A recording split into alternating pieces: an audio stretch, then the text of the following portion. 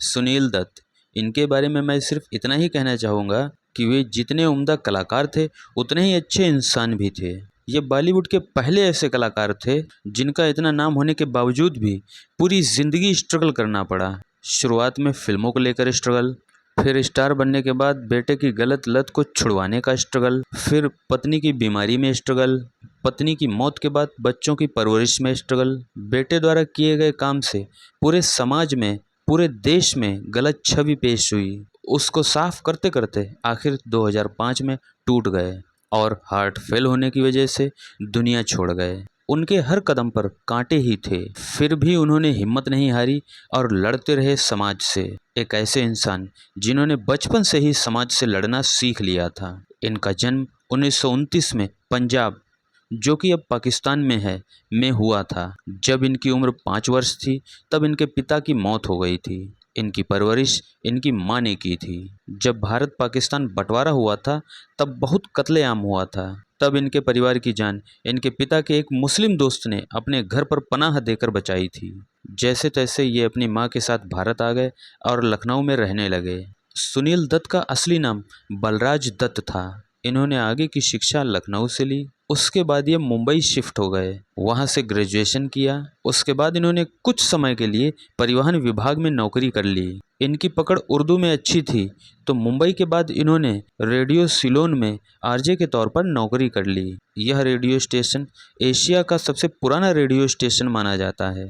दत्त साहब यहाँ जल्दी ही फेमस हो गए। एक रेडियो प्रोग्राम के दौरान इनकी मुलाकात फिल्म निर्देशक रमेश सहगल से हुई। सहगल साहब सुनील दत्त से इतना प्रभावित हुए कि अपनी फिल्म में काम करने का मौका दे डाला। इनका नाम बलराज दत्त उस समय के अनुभवी अभिनेता बलराज साहनी से मिलता जुलता था। इससे उनके करियर में प्रॉब्लम हो सकती थी, इसीलिए सहगल साहब ने इन्हें सुनील दत्त नाम दिया।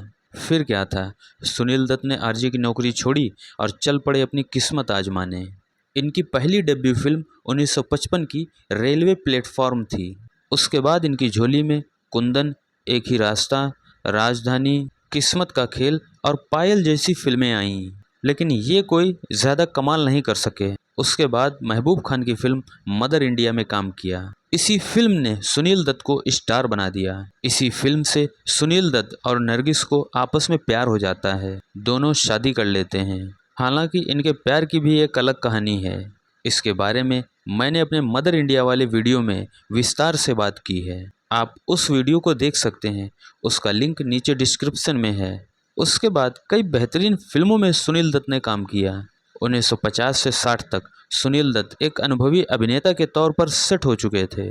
उसके बाद भी इन्होंने गुमराह, आज और कल, मुझे जीने दो, वक्त, यादें, खानदान, गबन, मिलन, हमराज, पड़ोसन, दर्पण, जय ज्वाला, 36 घंटे, नागिन, राम कसम, जानी दुश्मन, शान, राज तिलक, धर्मयुद्ध, कुर्बान, क्षत्रिय, मुन्ना भाई MBBS जैसी कई बेहतरीन फिल्मों में काम किया। हालांकि इनकी पारिवारिक रिश्तों की बात की जाए तो ये अपने बेटे संजय दत्त से काफ़ी परेशान रहते थे। संजय दत्त बचपन में ही बुरी संगत में फंसकर ड्रग्स लेने लगे थे। बेटे की इस लत को छुड़वाने का पिता ने भरपूर प्रयास किया, लेकिन वो सफल ना हो सके।